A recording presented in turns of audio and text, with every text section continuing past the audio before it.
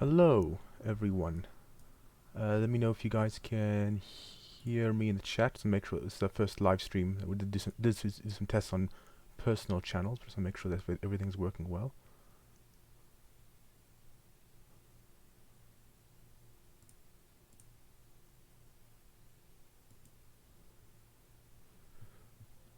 Alright, let me just go into this YouTube channel, see for myself actually.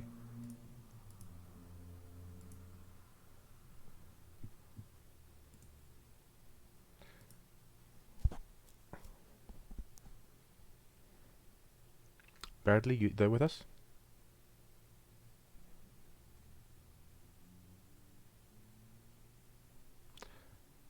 Hold on, let me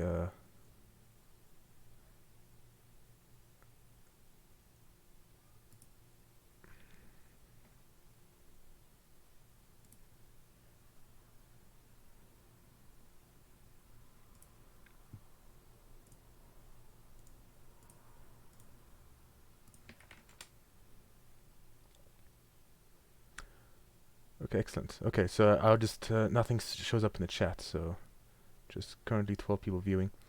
Okay, Hussein, just let me know if you're here, because Bradley did let me know on WhatsApp that he's here. Ah, excellent.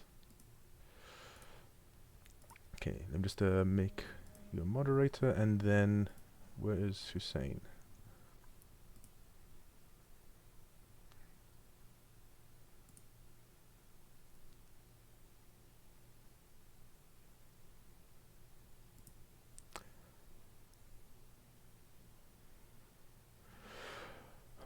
Okay, well, looks like we got some people, so we can probably start. Actually, the concurrent viewers count. I was wondering if it's going to shoot up. Might give it a minute or two just for people to join in.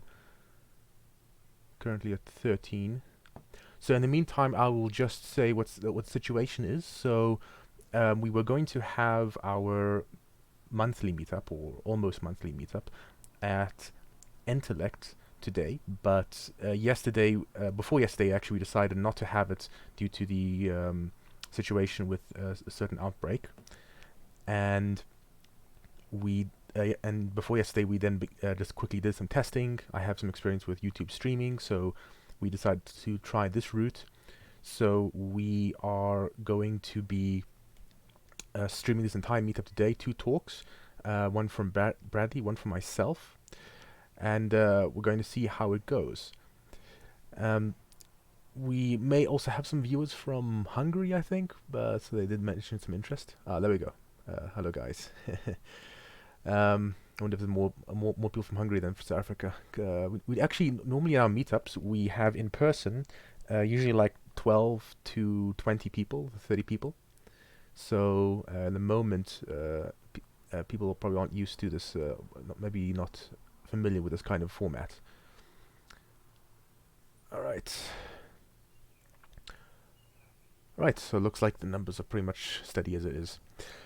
Okay, so I think without further ado, I think I am going to introduce our first speaker.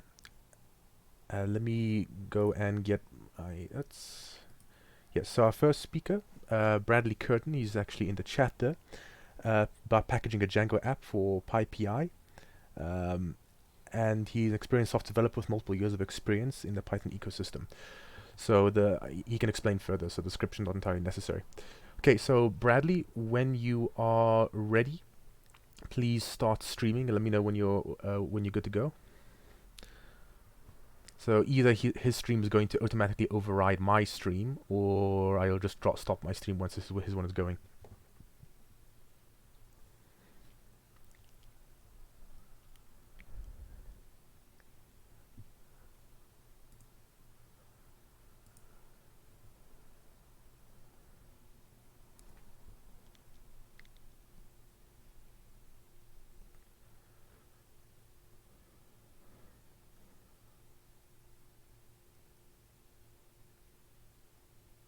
Okay, Bradley, have you clicked the stream button? Okay. Right, guys, so I'm going to stop streaming, so hopefully the switchover will be seamless.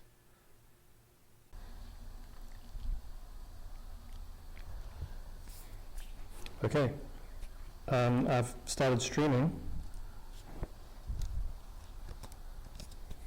Can everyone hear me all right?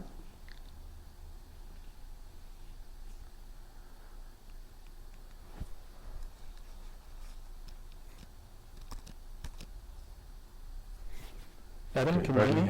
have you clicked the stream button? Okay. Right, guys, so I'm going to stop streaming, so hopefully the switchover will be seamless. Okay. I've started streaming.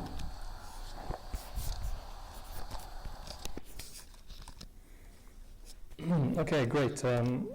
Just want to check quickly. Can everybody hear me?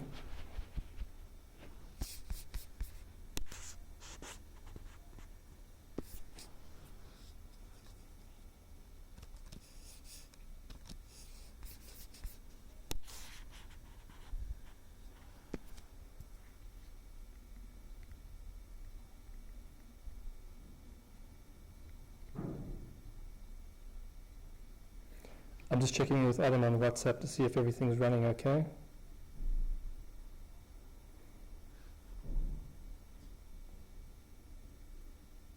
Okay, cool. So Adam's confirmed that he can hear me from his side. I've got a friend watching from the UK, Andy, so I'm going to give a shout out to him. Anyway, so let's begin. So my name is Bradley Kirton. I'm a software developer at a company in South Africa called Tangent Solutions. I've been writing Python code for about 8 years. My original focus was mostly on the Python numerical stack, but more recently, in the last 3 years or so, I've been doing a lot of web dev stuff. I really, really enjoy it. So the crux of this talk is about containerless deployments using Django and Python packaging. This talk was heavily inspired by these 3 blog posts that I've included in the presentation. I've got them open over here. So the single file Python Django deployments and Python alternative to Docker, those both talk about this idea of fat binaries using a project called Shiv. And we'll talk about that a little bit later. But generally the idea behind it is you want to create like a single binary with all of your application code as well as dependencies. And then you can just ship like a single file, to someone or to a server and run it. The last one, using setup.py in your project, that talks about some pretty cool features that Lincoln Loop does using setup.py in a Django project. And I've incorporated a few of those within this demo as well. So I highly encourage everyone to go and read these blog posts. So everything Lincoln Loop does is really, really good. And then I'm going to make these slides and demo repo available on GitLab once this is done.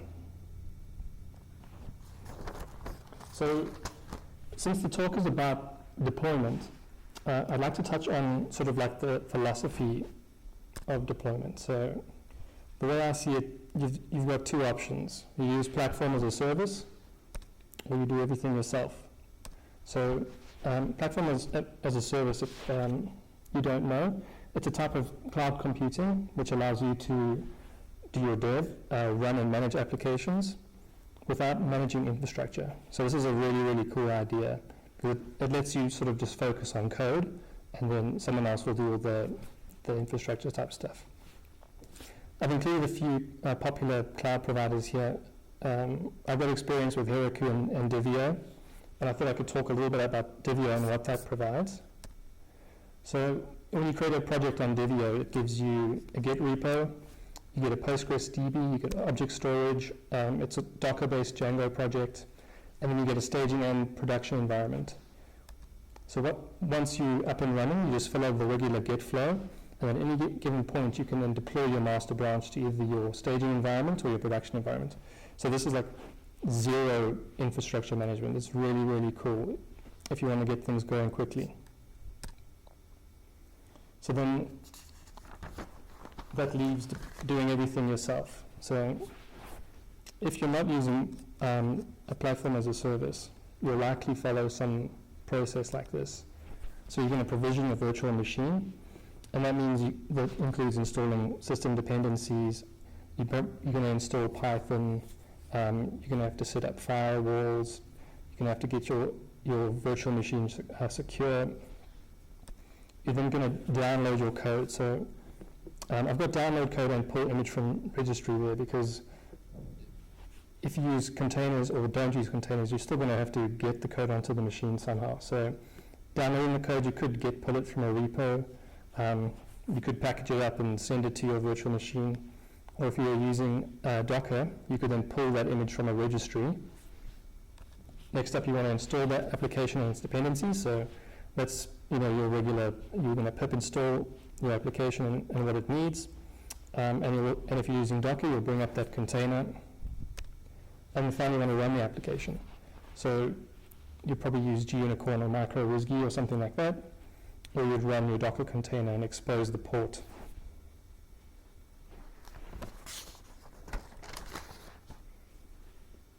So before we talk more about packaging, I just want to digress a bit and talk about containers. So containerization is like all the rage at the moment. The idea behind it is you build once and deploy anywhere, which is a really, really cool and attractive sales pitch. But this comes at a price. So Docker brings added complexity. And I want to talk about some points here. So it's another framework to learn. The examples on the internet are broken by default. And I can show you a blog post here. So this guy's blog is really, really good if you want to learn about Docker. So what he did is he searched for Python Docker containerization, and the #1 results on Google. He took that and said, okay, what's wrong with this thing? So I'll quickly go through this. If you look at this first line, this will mean that the builds are non-deterministic, because Python 3 could mean 3.8 now, but 3.9 in a few months' time. Next up, he copies his script over and then installs dependencies. So because you're likely going to be working on this script, it's going to then break the Docker layer caching. So it will invalidate everything below it. So if your project has a lot of dependencies, every time you make a change to your code, you're then going to have to reinstall when you build your container, and it will go and fetch everything from PyPI and install it. The other thing he mentions is that Flask isn't pinned here, so once again it'll be non-deterministic builds. And then finally, by default, Docker runs everything as the root user. So this container would be running with sudo privileges.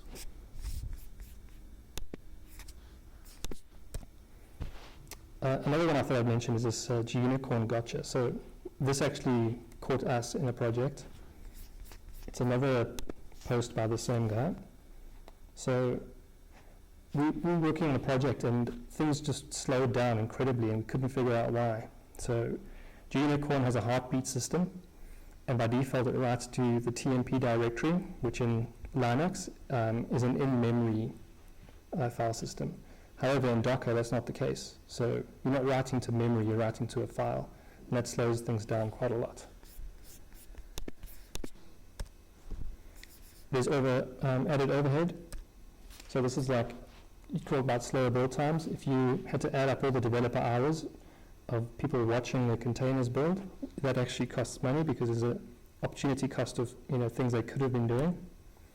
And then just on that point, obviously, if you build your Docker files properly, the caching will solve that problem.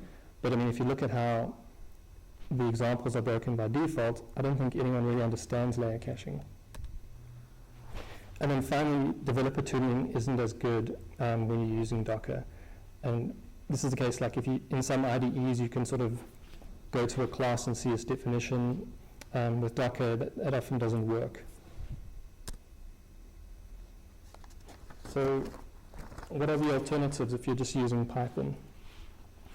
So we spoke a little bit earlier about fat binaries. So that's this idea that you bundle up your application code and all your dependencies into a single binary, and then you can ship that. So you can do that in Python. There's something in the standard library called zipapps, which allows you to do that. And then there's a few other projects. Shiv is a LinkedIn project, I think Pex is Twitter, and Zara is a Facebook project. So they're all trying to solve the same problem. But how do you distribute Python code? And then next up is just using standard Python packages. So the rest of this talk will make use of a demo project that I've put together. And the things I'd like to cover are creating a Python package from a Django project. So there are some things you have to do to a standard Django project to make it an installable Python package, and we'll go through that. We'll talk a little bit about Python distributions. That's just another word for Python package. And then we'll install our distribution. So these are roughly the steps I followed to set up this project. But it's kind of, everything's pretty much standard issue. And then the things highlighted we can then focus on. So the project application for this demo is a simple app that just shows its version number. So what we're going to do, it's called CappyBank. We'll set up the project directory. We'll create virtual environments. It's all standard issue. We will install Django. And then start our project, create a single app called core. And then the things I'd like to highlight are, we have to create a setup.py file, so that's non-standard Django. We have to create a manifest.in file. We have to create a dunder init file within the CappyBank project, so that actually makes it findable as a package. And then the final thing I'd like to look at is this custom management command called serve. So once we've done that, we should have a project structure that looks like this. So config is our project package. That's just standard Django. It's got our settings, it's got our WSGI file and our URL mapping. Core is the only application within this Django project. So it has a single view and it serves like a single page. And that page has got a little button you can click and it will show you the version number. Then under management commands, I created a custom command called serve, and we'll have a look at that in a bit. And then there's our dunder init file. So that's necessary because for setup.py to actually identify our project as a package, we have to have that. Okay, so setup.py, this is a file, and within it you create a function called setup, which you import from setup tools. And it's basically the definition of your Python package. So there's a whole bunch of required inputs here. What I'd like to point out is this include package data is true, and entry points. So we've got a console script and the include package data. So if you want to create a Python distribution and you want to include files that are not Python files, you have to tell setup tools, I want to include package data, and then you have to then explicitly tell it what the files are. On the console scripts thing, console scripts allow you to set up a Python script as a command line tool, and I'll show you that in a bit. So our manifest.in file, like I mentioned, this tells setup tools, okay, we want to include non.py files in the package. So in this case, I'm including all the static files and the actual templates used by the application, as well as the license. So the package requires Django, Unicorn. So once we've shipped it to a virtual machine, we'll run the application server with Unicorn. We're going to use white noise to serve static files. So in this demo, I'm not going to use Nginx or anything to serve static. It's going to be a fully self-contained Django application. And then entry points, which we've touched on a little bit. So basically, it tells setup tools that I've got a Python script with a function, and you must register that as a command line tool. So in our case, we have a script called CappyBank, and we can call our serve command. So I'm going to talk about the things you have to do to make a Django application packageable. So by default, when you create a Django project, Django adds your project path to the sys.path list, and that makes your apps importable. But when you create a package and install that, you then have to change certain things about how Django works so that it knows where to go and import files from. So the things we'll change are in manage.py, in the settings file, and in the WSGI .py file. And then you'll have to go and make the change in any apps you create as well. So in manage.py, the only change is on this line over here. So when you call manage.py, Django needs to know where the settings module is for your project. And normally what this would say is config.settings. Because now we want to create a package, and that will be installed somewhere else, it has to be prefixed with the package name. So it's now capibank.config.settings. So when Django sees this environment variable, it will then go and import settings from the capibank.config module. The changes that need to be made in setup.py are also pretty much the same. So whenever you reference one of your installed apps, you have to give the fully qualified name. So generally you would say here core.apps.config, core config. Now we have to say capibank.core.apps.core-config. We then have to tell it where the root URL conf is. So once again, we're going to prefix capibank.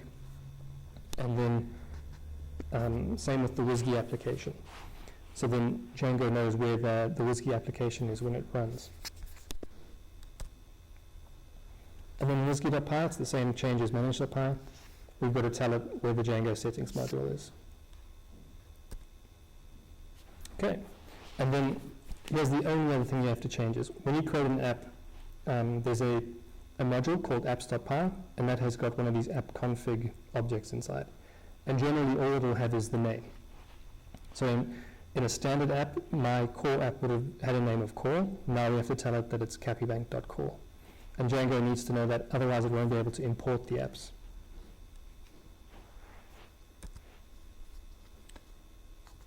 Okay, so we can talk about installation now. So we've set up this project, and now we want to install it. So what we do is we call pip install -e.dev. So the -e here says that it must install it in editable mode. That just means that any change you make to the code, it will reflect immediately, and you won't have to reinstall it. The .sh says you must install whatever's in the current working directory. So you'd run this inside the directory that contains the setup.py file, and then the dev in brackets, that says I want to install dev dependencies. So this would be an installation more if you were doing dev. If you were installing it on a different server, you could remove that bit. And then we want to run our application. So you'll see I've called capibank.serve, and you're probably thinking, what the flip is that? So we spoke a little bit earlier about console scripts. Generally we'd run in development manage.py and then run server. Here what I've done is I've created a custom management command called serve, and what it does is it'll run Django using the development server unless you tell it to use the unicorn server. So we can have a quick look at what that looks like. So this is some of the code from there. So this application server, that's a unicorn thing, and we're just going to bind it to port 5000, set the number of workers, and then here's our management command. So it takes an optional input called unicorn, default to false. So when you run capibank.serve, it will then come down here and call run server on port 5000. If you want to use unicorn, you set that to true, and then it will run the application with unicorn. And then, as we spoke about before, this capibank command is mounted using the entry points console scripts within setup.py. So that's a really, really powerful and cool feature. And this is what our application is going to look like. I can actually switch to a deployed version of it.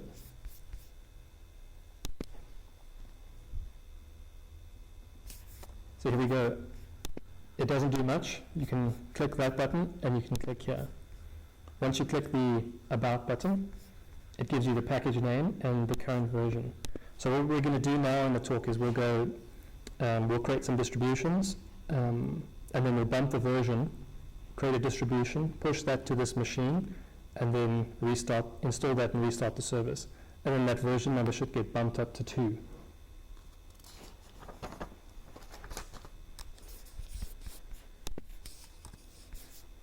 Okay, so before we actually go and build these things, let's talk about distribution. So A distribution is essentially the same thing as a package, and at a high level there's two types of these things. You've got a source distribution and a built distribution. So we'll define a built one first. When you install Python code, all you're really doing is you're moving some Python files into your site packages directory. So a built distribution is an archive, so basically a tarball that contains source code and metadata in a format that's ready to be moved into your site packages. A source distribution that contains code and metadata, but in a format that a build tool like pip can use to create a build distribution. So to create a distribution, you just call setup.py, sdist for source distribution, and bdist wheel for built distributions. So the bdist wheel one, that will create a wheel archive.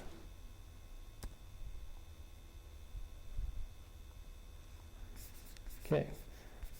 Within the repo, I've included a make file which has got a whole bunch of commands there, just because it's easier to run it through there. So if you have a look here, there's package sdist. So when we call make package sdist, it'll just call setup.py sdist, and that'll create our source distribution. Then we'll do the same thing with the wheel, and then we can actually go and have a look and see what it generates. So I'm going to try switch to the terminal view now.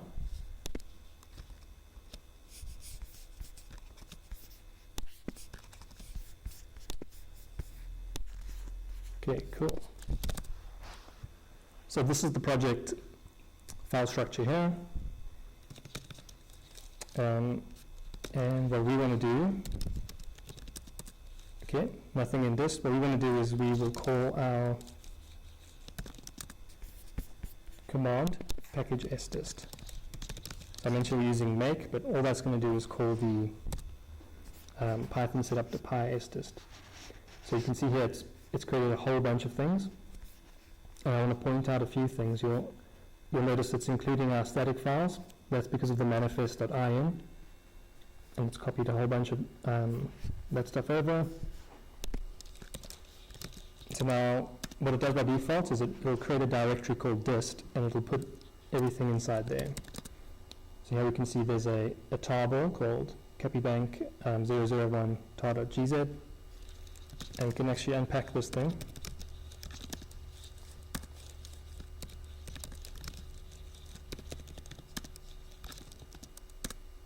Okay. So there's our sdist. It's basically taken all the Python files in our project, as well as our static files, which were some icons and our templates, and it's packaged them up.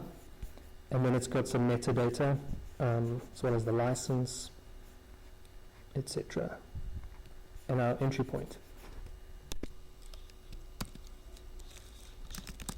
So I'll do the same thing now with a wheel.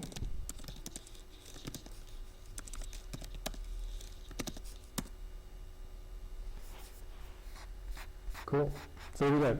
Similar type of thing. It's basically created this archive now with everything in a format that it can just copy that over into the site packages.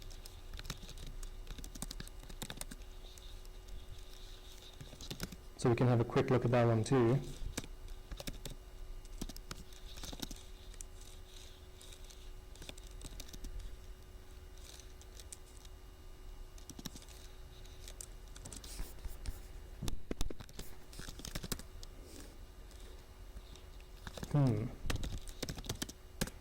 Okay, so that one is actually a zip file. So, I think it's this one here. So it's a similar type of thing. It packages up all our files, and then we can install these things as well. I can show you guys that as well quick. Just going to get rid of everything inside there, and then let's make a source dist again.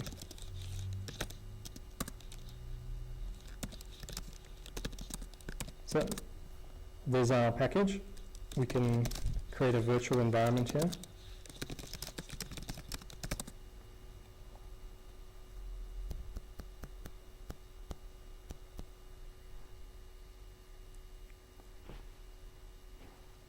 Okay, I'll just activate that environment, and then we can actually install this thing.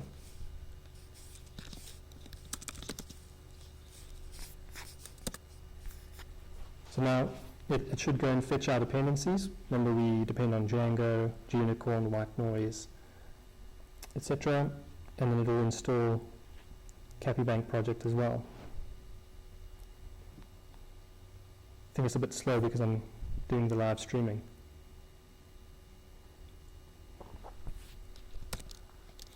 Now that we've installed it, we should have the CappyBank available. So we've got a custom management command now. We can call serve, and that should fire up a web server.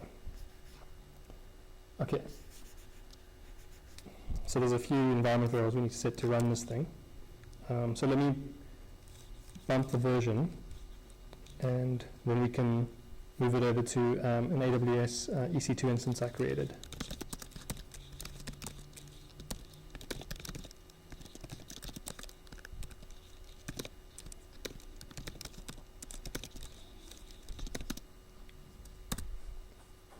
So one of the dev dependencies in this project is bump version.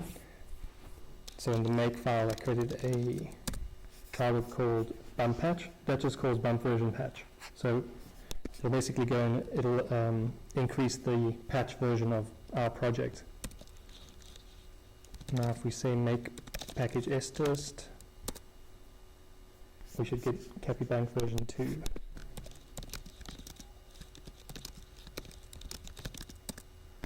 Cool.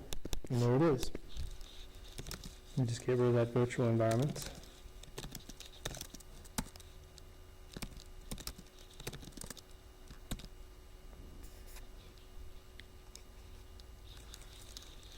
Okay, so let me SSH into that machine.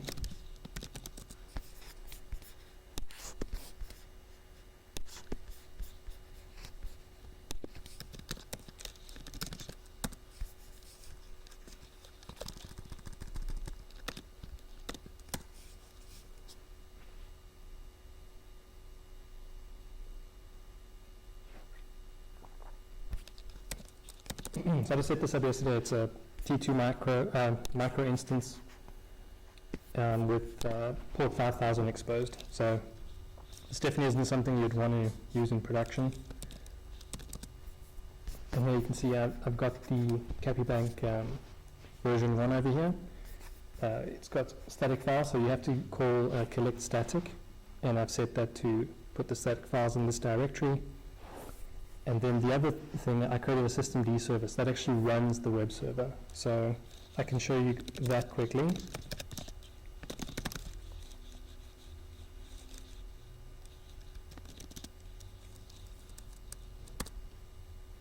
So we go, our service is running, and all that does is it calls CappyBank serve unicorn. So I'll highlight that over there.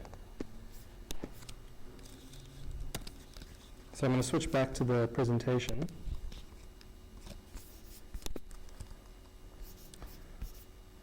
So next up, all I want to do is take that bumped version, we'll copy it over to the EC2 instance. I'll then install this version 2, and then we'll restart the web server, and then we should be able to go to the URL and check that the version's increased.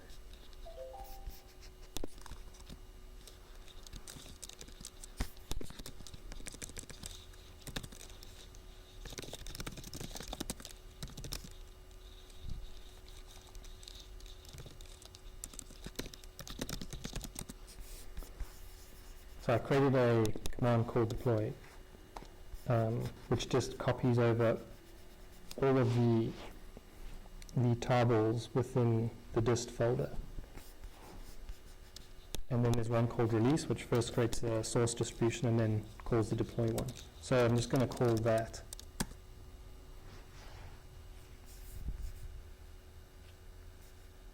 Okay, switching back to the EC2 instance. There's our new package, so we want version 2. So let's activate the virtual environment, and then we'll install that. There we go.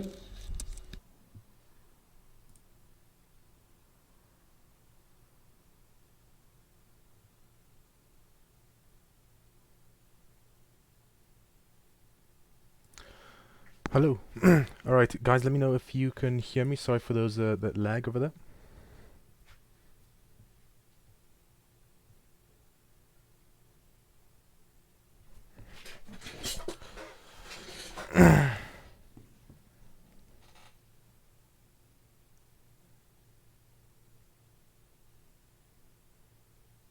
Hi, so just let me know in the side chat if it's good for you guys.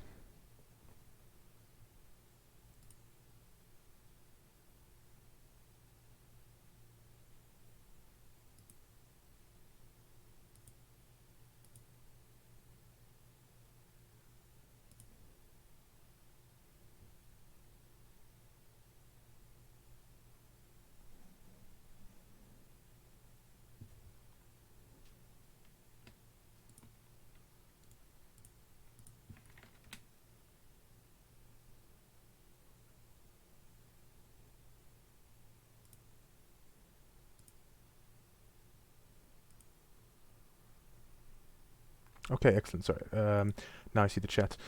Okay. And unfortunately, I can't turn on the robot effect.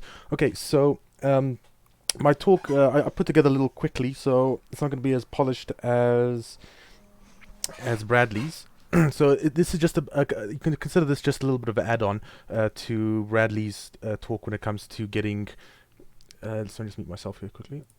When it comes to getting some production code, some code in production. There's a few pipeline things that I'm just going to mention. So just some nice little tips.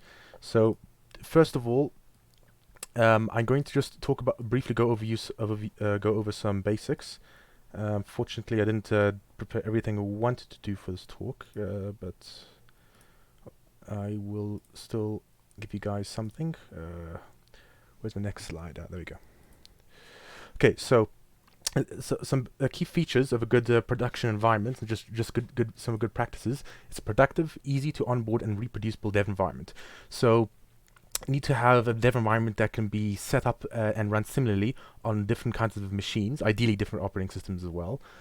You want it to be easy to onboard, so there's not a lot of steps to do in order to get someone running. And you want it to be a productive environment. So you don't want to try and lock some people into not being able to use a debugger, for example. So you have a little bit of flexibility, but have a canonical way of setting up your application that allows people to get it running everywhere and also be similar to production. So appropriate version control branching system. So I'm just gonna mention a few things, just quickly mention a few things when it comes to version control. So there are some, the most common branching system is known as Git flow. So there's a nice little article at Atlassian Git flow which talks about, most people are probably familiar with it, where there's actually an extension to Git called flow, which you can install, and it's the one where you have the master development branch and staging branch. They also call it something else. Was it develop released? Kind of like a release branch that they have over there. That's Git flow, and then the other kind of one that that is a bit newer. There's some interesting discussion as to whether or not it's even necessary. Doesn't go, yeah, there we go. Is a release flag. So this is a nice little article from medium.com. Tim Heisnu. Well, just the concept of feature flags. So the point of feature flags is you have, instead of having multiple branches, you just generally go to one master branch. Remember that the exact setup of your environment really depends, or your branches really depends on the exact requirements for your application and how you can release. This is more for like web applications for consumers. So the idea with feature branching is that you merge into a master branch much more frequently. So that's a key thing over there. And because you have code that may not be finished inside your where's the thing? Because you may have code that's might not be finished in your master branch. So let's say you're working on a feature and you need to merge into master daily. So master needs to be merged on a daily basis, but you might have code that is not necessarily ready. So that's where feature flags come in. So feature flags, I'm going to just show you a library for Django. Actually, I was looking at library, which one? Feature flipping. Django flags. Well, Django flags is one of them, for example. It's a nice little library. You just enable it, and then you flag certain parts of your code. You can flag, for example, inside your views or inside the code itself. Actually, that's mainly for views, but you can also basically enclose your code in an if statement, and then when you go to the website via either query parameter, so it could be like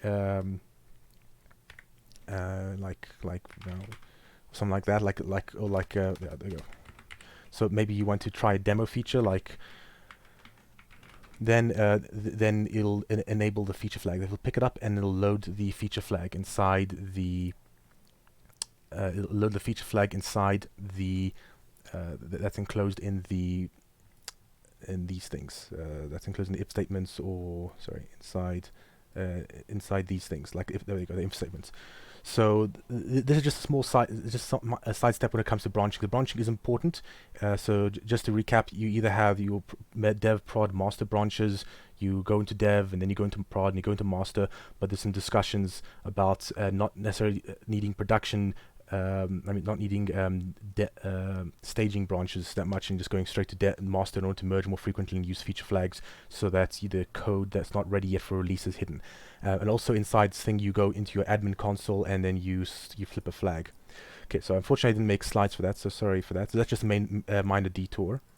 Okay, so then enforced code quality checks. So I'm going to just mention some things in terms of automation. So I'm going to go into some code.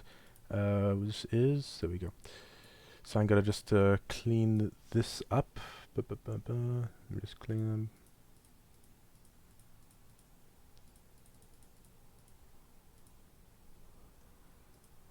Okay, so I just made a little Hello World project, and what we have is code quality checks. Actually, I'm going to show you via the terminal. We have 3 tools. We have, and let's go to this one, pre-commit. Okay, so I'm just going to show you how everything looks together, and I'll explain each part. So we're going to so I'm going to run pre-commit on all the files. So the first thing is black. Black just lends the code and makes sure that the code conforms to PEP 8. So like correct indentation and not too many lines, and you can run it on its own. Flake 8, mainly using it, normally Flake 8 is for code linting as well for the style, but what I'm mainly using it for bugs. So you can actually see, I'm going to actually show the packages, actually Flake 8 settings. That's Flake 8, sorry. Let's go to, it is Docker Compose, sorry, the poetry. There we go. So we have Flake 8 Bugbear, which is an extension, mainly looks for bugs. So if you were importing a statement and not using it, for example, I think Flake 8 covers that, or there's common bugs, then it may pick it up. So that mainly does some basic logical linting, as this is just purely for stylistic. And then MyPy is a kind of an optional type hinting, so it does things. Let me actually show you in the code. So if we just go into, let's say management commands, admin. So, for example, MyPy will actually, oh, sorry, not this one. Let's actually go to utils. Utils.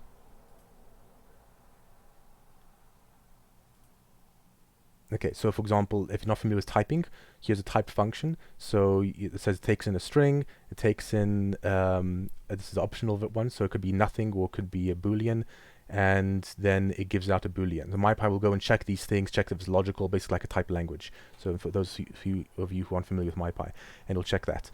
So the point of pre-commit is that you can, all you do is you install. You pre-commit install. You only have to do it once. you have a file that is, here's an example of a pre-commit file, and then it will run each of these hooks, one after the other, in order to make sure that, and runs basically those tools automatically every time you commit. You have set up pre-commit to run on pushes. If you're pushing code only, you can set up to run only certain kind of commits. So it's actually good to have it on commits because it's a good balance of being very frequent but not too infrequent. So if you encounter like you're likely to only encounter one major problem at a time, so you're not running pre-commit once off at the end of the day and then suddenly you encounter 1,000 bugs that you have to try and fix. So it's good to run it kind of frequently. That's why it's good to hook it into commits, and commits you're supposed to do frequently. So actually, let me just show you just a brief example of commits, just since we're sidetracked here. Let me just go into commit history. Actually, I'm just going to use Git terminal here. So another thing with commit messages, it's good to make them full sentences. Make it as if you're giving a command. So like you're telling it to do something, and you're adding a makefile, you're adding Docker, you're reorganizing tests, and this and that. And these things, these prefixes are just a personal style thing, not important. But the point is that you want it to be easy to follow the Git history, so you can see what's going on. So that's just a sidetrack over there. Now there's 3 ways of actually opening these things. Let me just open code. So I'm going to show you another file actually. So let me just go. Can you let me drag it? Okay, I am going to go into another window. There we go. Okay, file, open folder. So there's actually 3 ways of setting up a pre-commit file. And I will just show the 3 interesting ways. It depends on the project. So the way that this is set up is that this one says repo local. So what this means is it's actually using your local environment on your computer to run the thing. So if you install pre-commit, then you have it set up and going. Then pre-commit uses that. So what I'm going to do is I'm going to just show you one of the other ways. So let's go to Google Drive. From Google Drive. Sorry, I'm just gonna load up. I'm just looking for another file here. So it's Git Manager. Second. Okay, so the other way of doing it, for example, is this is like the old canonical way. So what this does is it goes to the website, it gets information on how to run Black. It runs a specific version. It runs with a specific Python version, and it creates a separate virtual env for each of these things. So this one and this one and this one, and then it runs it for those. And you also have optional dependencies. So this is like the traditional way of running pre-commit. Pre-commit, by the way, refers to both to pre-commit hooks, which is a Git feature, and the Python library, which runs in the terminal. So precommit.com is the thing. So I'm referring to this project, precommit.com. So that's the one I'm referring to. Okay, and then then there's a third way of doing it, which is kind of interesting. Let me open this one. Okay, so let me just try and close these things so it doesn't show up. Okay, so what I'm going to do is show pre-commit.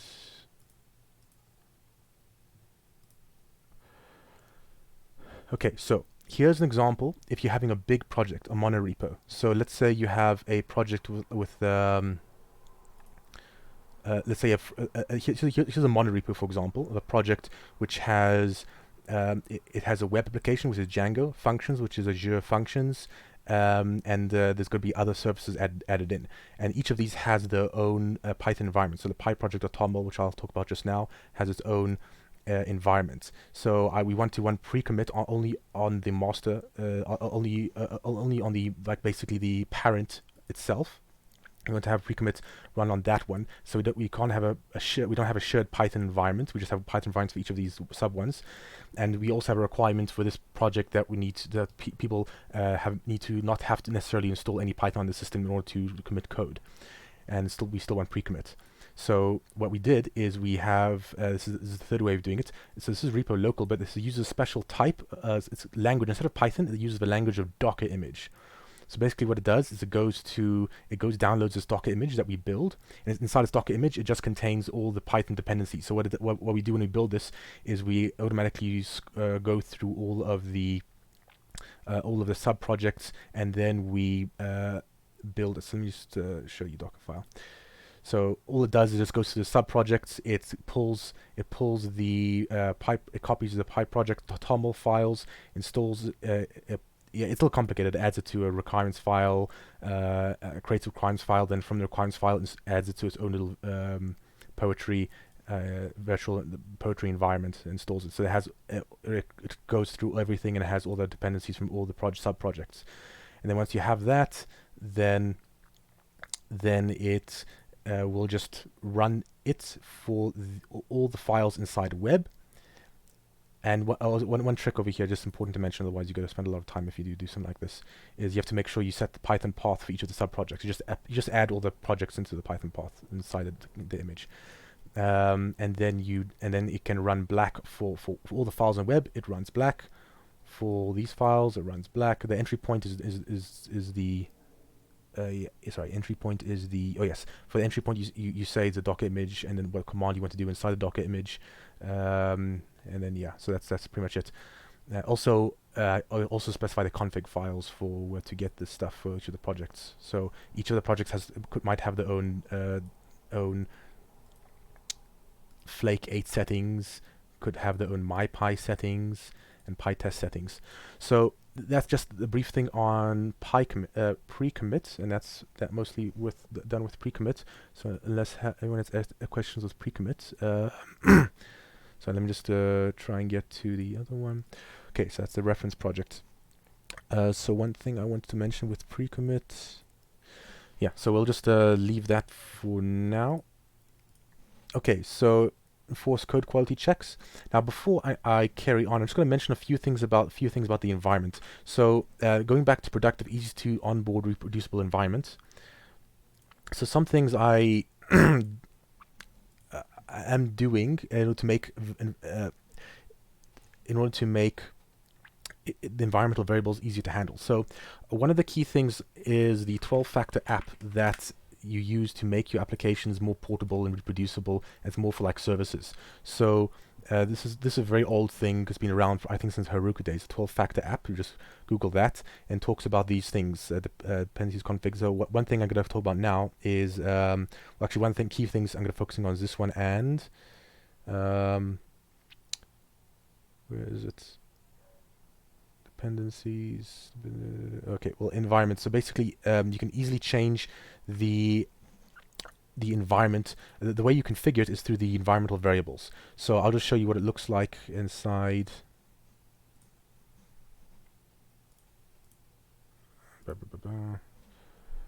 It is yes. So one way to set up an environment is with a .n file. So the .n files are more of a standard from Node.js, but this one, the way I'm using it over here, is just as an example, like a reference, central reference for all variables. So these here it's just like a development environment variables, and you just set all the stuff you need inside there. And if you have any secrets, you can put it inside here, env secrets. And the way I get this to work is I use a project called direnv. This is not a necessary thing in principle. It just makes it easy for onboarding. So the people who need to use a project installs one tool, direnv, this thing over here. And what it does is it goes into a project. It looks for a file .envrc, this one over here, and this what I have in this project is it loads up the .env, it loads up the environmental variables inside the .env, and then if there's the env secrets, it loads the env secrets and overwrites everything. So maybe if you, for example, want to connect to the production database, you just put this inside here and you change it to whatever the values are, and it'll use those instead, for example. And this is inside gitignore, so you can see a grayed out. So another important thing, gitignore, so just you usually get a million things inside. There's lots of reference gitignores. Many IDs will generate these for you, so there's lots of stuff in them. So I have the env secrets. This is the one that's not put in production, so not put in version control. So you have to be careful with the environmental variables, not to put in any sensitive information. So there's no sensitive information. So we make sure you just to not commit that, put it in git ignore. So this is just for the sake of convenience, so you have your basic environmental setup, environmental variable setup. And then the way that the let me just show you how dirinv actually looks. So there you go, sort of over there. So what happens is, let's say you get out of a folder. Sorry. So you get out of a folder. You see, is there in unloads? So I'm gonna actually use this as an example. So I'm gonna. So there's nothing over there. We go inside the thing. Which one is it again? Full stack. That is actually from a different. Ignore that. That's .env. It's from something else. That is the from Node.js, and then dirinv automatically detects it and loads the stuff. So then we can. And now it's actually loaded into the environments. So when you get out of a folder, it unloads, and when you get in, it loads in automatically. And it's also super fast. It's written in a low-level language. I forgot if it's Go or Rust, one of those, I think. Maybe just C++. So that's an example of dirinv. Dirinv isn't a key principle, but the idea is that you want the projects to be easy to onboard and be configured by the environments. So just to go more along those lines with the environments, I have a settings file. So in your Django settings file, for example, you're getting stuff from the environment. As a personal preference, I don't have a default variable here, because if something is not defined in the environment, I want it to break as soon as possible. So just force people to set up the environments properly. It's not an issue for development because we have the default file, but if in production, for example, you forget to add something, then I want it to break. So that's that in terms of environmental variables. Okay, let me just see what else we want to go over. Okay, the other part with the 12-factor app that I want to go over is to do with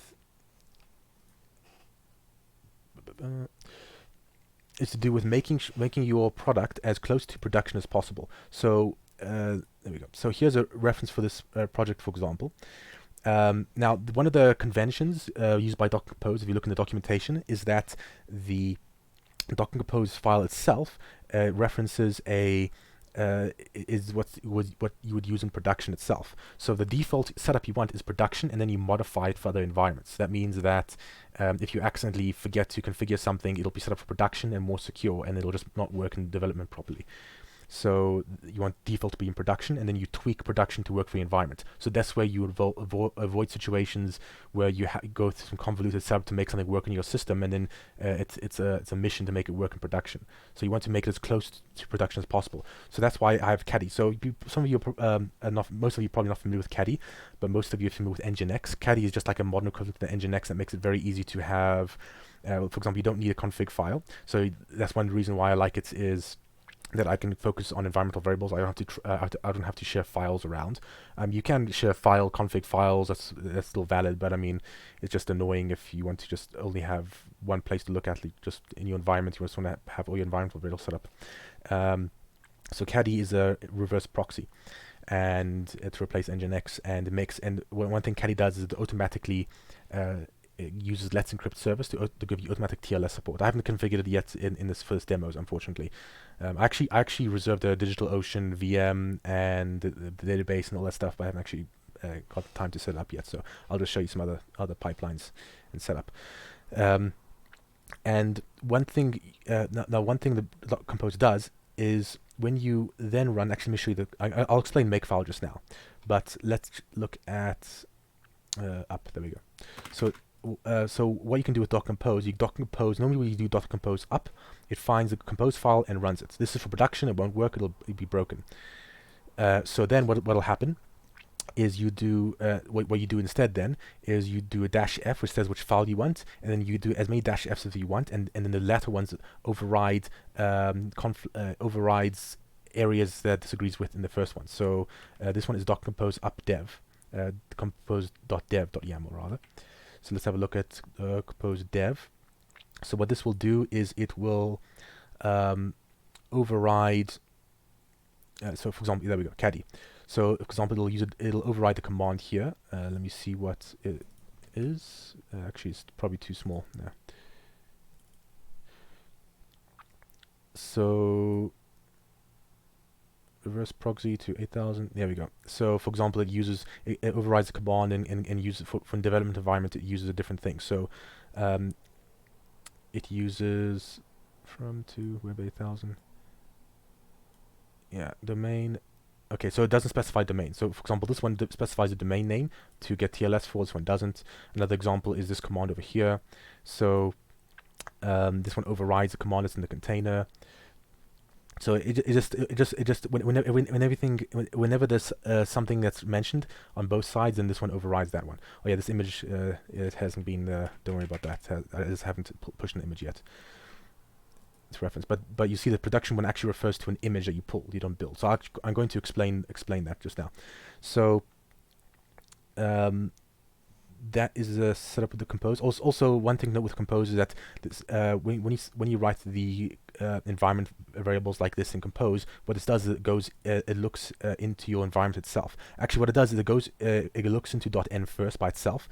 So that way, if someone doesn't have dir.env installed and doesn't load up the env file, the compose will actually go into the env file and load it up automatically for you. And if you're more into developing the project and you have dir.env set up and you have stuff inside env secrets that override stuff in dir.env, then compose will load will prioritize loading the stuff from your actual environment rather than from the .env file. So it actually works out. Sorry, it works out quite nicely. Okay, so that's the compose file. Yes, in the dev environment we then have a database just using Postgres, for example.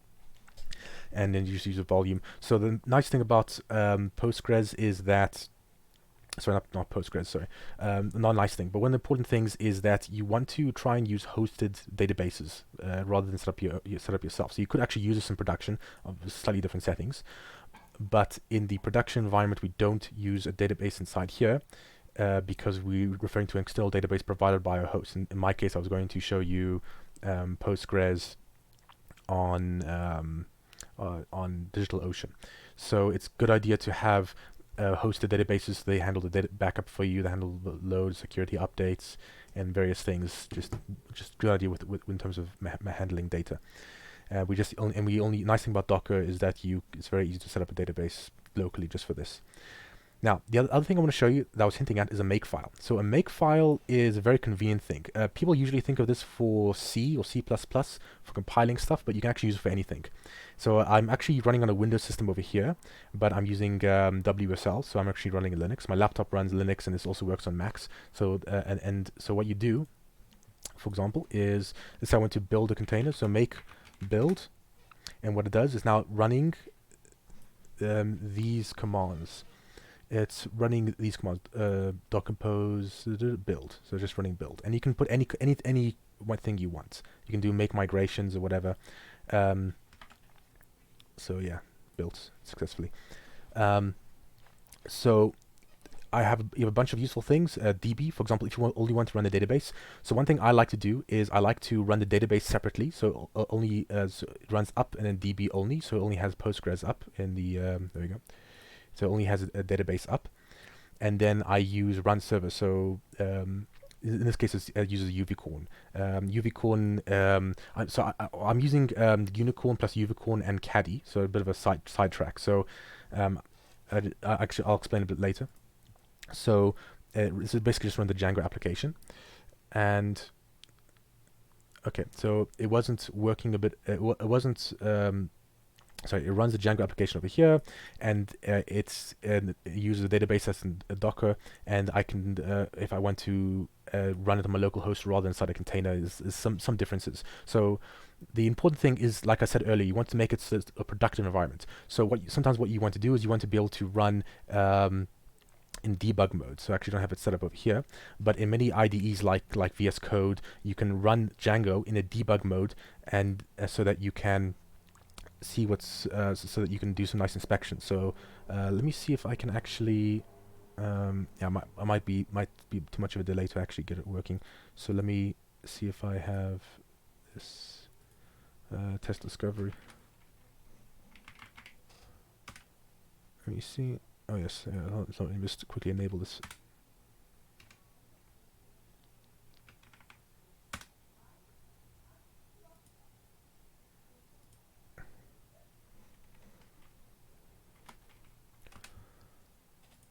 Yeah, okay, so what I'm going to do is I'm just going to go into this one over here.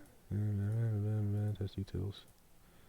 Okay, so for example, test boolean. So I'm just going to put this here. So normally you're supposed to have like these buttons over here. You can just press run or debug, but I'll just do it from over here. It's fine. So test get truthy bools, test get truthy bools. So I can, most of those of you who aren't familiar with debuggers, a lot of people in the Python world aren't familiar with debuggers. There you go. So now you're inside here. You can inspect the entire locals in the environment. You can see what's actually what's inside self, for example, inside its class. So anyway, you can do stuff like that with the Django server run server. So that's the reason for. Let me just close this.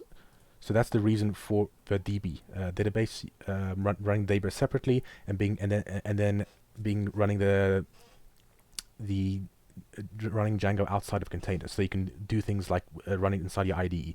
So you can do some excellent debugging. Like you just hit a request. You just go to hit a URL in your development server, and then you go and it goes straight into debugging, and you can see what's going on. So it's very useful. So that's the important thing with productivity. But the important thing is that when you're doing like make up running it, it runs it as close to production as possible. So it runs make up, so it runs the entire thing. So I'll just show you. So the canonical way, and the way it should be documented in your README, is that it runs it inside by default you make it run through a container as close as possible to production. So I'll just show you an example of a good README is very important, obviously. So let me just show a README over here. Where's this pre-commit? So, for example, you have it just shows some basic prerequisites you need. It shows it just says how to clone the repo, how to get it up and running as soon as possible, and nothing else you need to do. So like you see them to get up and running, it's like minimal steps. Testing, minimal steps to do test. And if you want to contribute, then we start talking about installing pre-commit and then running pre-commit and the way the environmental variables are set up, and then developing outside of a container. So that gets more complex in order to develop outside of a container. But you start off really you start off as close as possible to production, very simple, and then you'll give options to develop productively in your environment. So in my opinion, that achieves a good balance between making the most use of your particular environment and having it as close to production as possible. Okay, so that's that with tests. And, okay, I haven't. Obviously, unit tests, very important, part of the code quality. Let me see if there's anything else in the... No. Okay, so what I'm going to do is... Let me go back here. So hopefully I covered all that stuff. Branching, enforce code quality checks. CI pipeline for quality checks. So I'm going to just make some brief mentions of this. I don't have a demo system set up, so I'll just show you a different production one, but I can't show you that much. And actually all these three last steps. So just be these three last steps, and then I will, and then you guys will be. I will be done with the talk. So let me go into.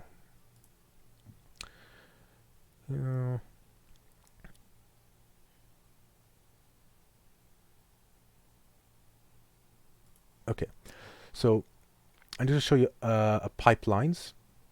So this is an example of Azure pipelines. I was going to use GitHub just to demonstrate that.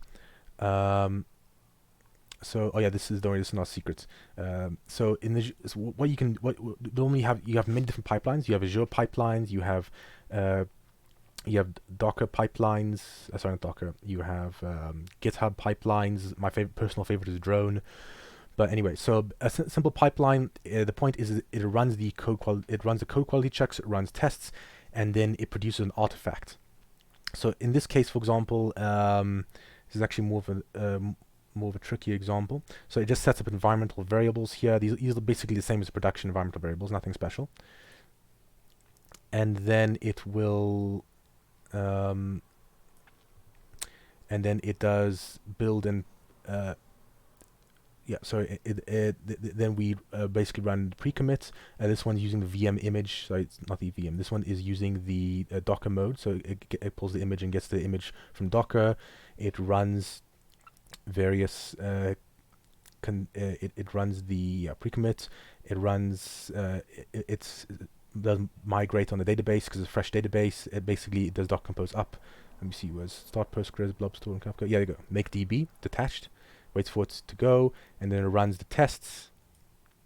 Migrate production database, and then it does. We can now. It's good to do the migration database over here because it allows you to have a bit more control of the process. So we'll probably do it differently than this. I mean, I'm not sure you're supposed to have make migrations inside the pipeline anyway. So it'll probably be changed, and then the next step is build. And when you build, the only thing you do is you push to a container registry, and that's it. And then once it's in container registry, you want a different system in charge of actually deploying it. So I'm just going to show you two little projects actually. Where is it? Okay, I'm just going to quickly look at my notes here. There you go. So it's Ouroboros and Watchtower.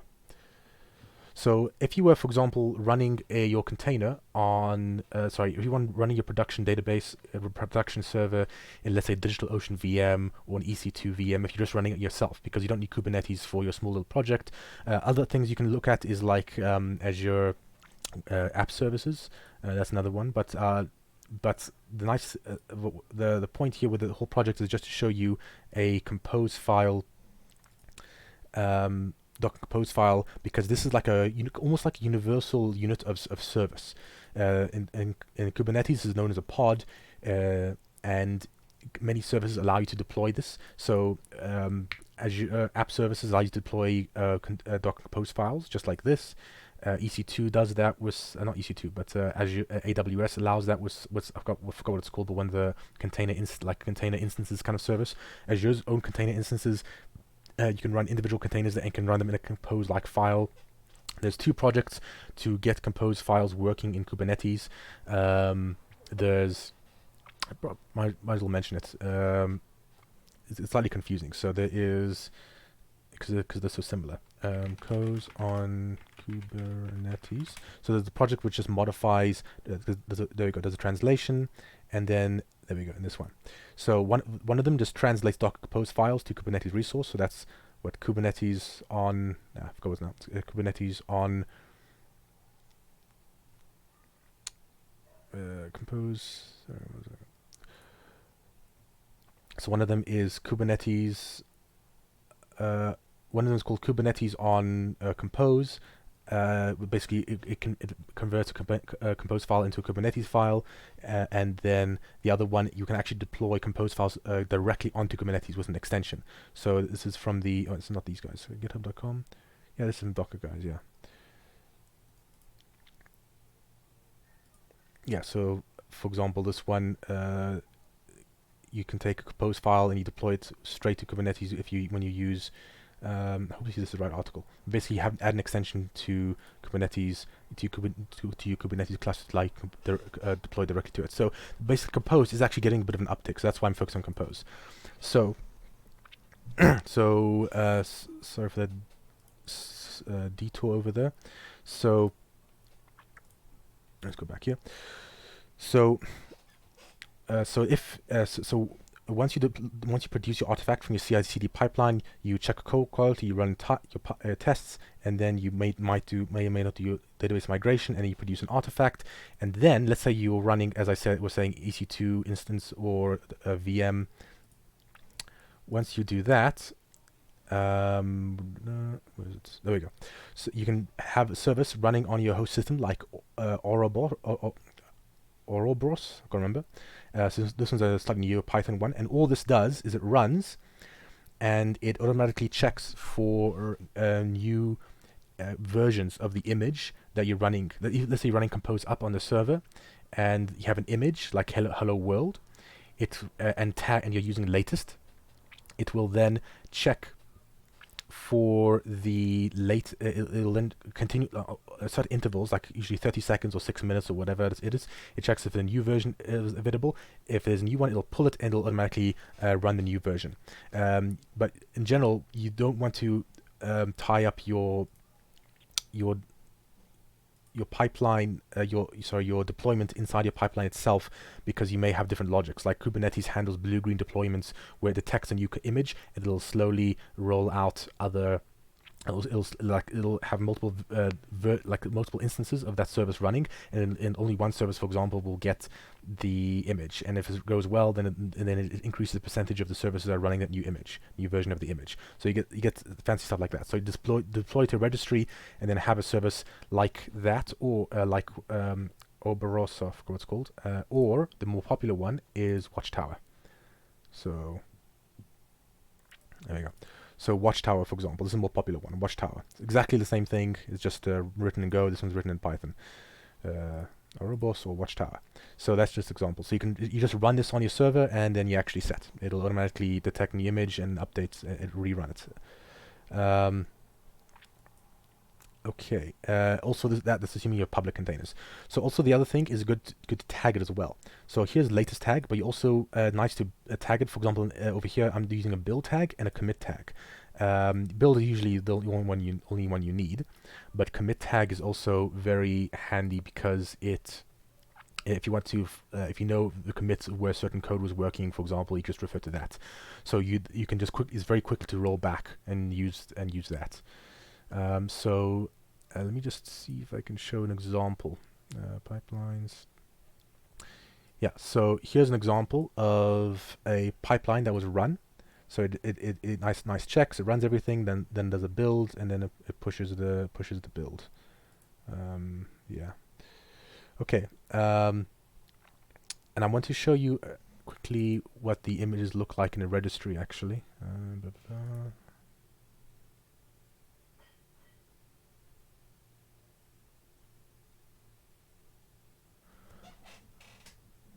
So, okay, I'm just going to go into digital browser.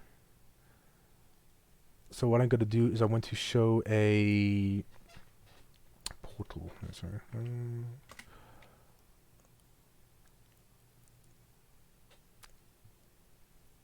Okay, I'm going to see if I can actually show it. So we here the app service, we have the container registry. There we go.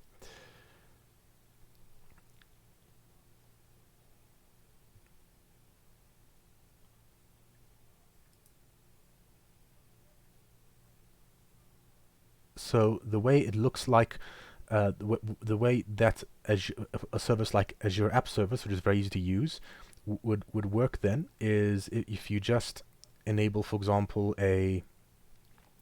so here's an example. You just continuous deployment on, and then you have a webhook which connects to the container registry, and it just pulls the latest tag. When it detects it's a new one, it automatically builds a new one. I just don't want to show too much of the window just in case. And then we go to container registry, and then go to repositories.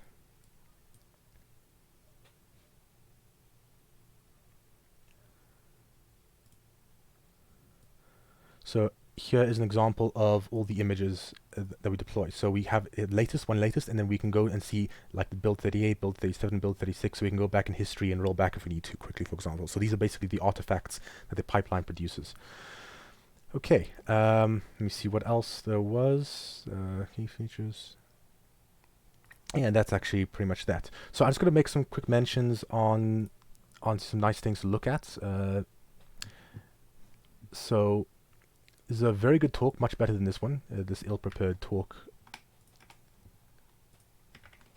Sorry, I'm just gonna. So what I recommend is a really good overview. So this one over here. So this was in our last PyConZA JHB, production ready Flask and Django apps on Kubernetes. I'll just put it in the chat over there. And this one basically just talks about deploying Django application in Kubernetes itself. Talks about the various options and stuff like that. So it covers many things I haven't covered, and it's obviously better prepared. So it's going to be a more interesting talk. That's very useful. And then, yeah, and actually that's the main thing I just wanted to mention. Okay, so I am done with my little ramblings. So, okay, so let me see if there are any questions. Also, I actually want to ask, how did this part of the stream go? My part. I suspect that the beta talk had a much worse stream, which is unfortunately quite ironic. Let me just go and have a look.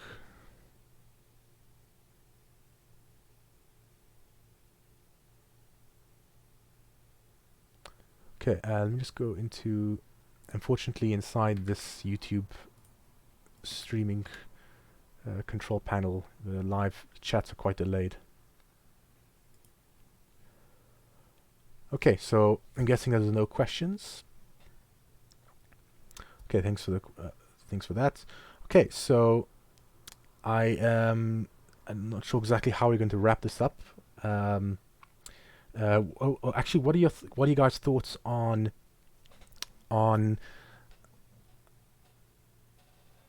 yeah, Michael actually works with me, so he knows my preferred setup. So I'm going to end it just now. I just want to ask, what do you guys think of this format in terms of the live streaming webinar? Because I know, ironically, we actually have less attendance here than we do in the actual talks. So let me check the quick analytics. Okay, so looks like, yes. So we had peak of 30 people around 6:30 for Bradley's talk. Let me see if I can do this. Let me show you over here. There we go. So we had a peak over here around 6:30, and then it plummeted here when we disconnected, and then I didn't lose that many people. Okay, so my talk wasn't that sucky. Anyway, okay guys, so alright guys, so I think that's it. Thanks guys for coming. Thanks guys for coming, and hope this was useful to you. And good luck with the certain biological substance or piece of DNA that's going around. I don't want to get this I'm not going to monetize this, but apparently the YouTube flags if you mention a certain outbreak. All right, guys. So I think that's gonna be it. Hussein, is there anything that you'd like me to mention? Just let me know in Slack or WhatsApp.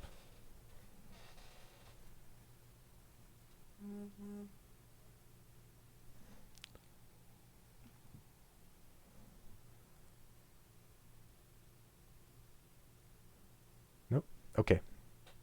Maybe. I guess Hussein's probably not here at the moment. Okay, I'm gonna end it just so that we are going to be not wasting your time. Nope. Okay. Alright guys, so I'm gonna end it finally. Thanks for coming guys, and good night.